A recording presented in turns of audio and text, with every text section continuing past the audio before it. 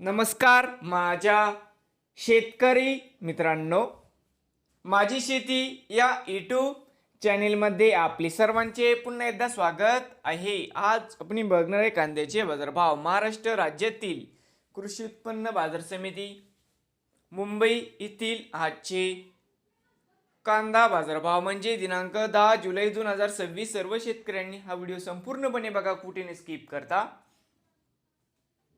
कांदा दरामध्ये होत आहे चांगली वाढ. तर मित्रांनो, बाजार समिती मुंबई या ठिकाणी आज आवक 13,195 क्विंटलच्या ठिकाणी कमीत कमी दर 1800, सर्वत्र 2250, जास्तीत जास्त दर 2700 रुपये क्विंटल.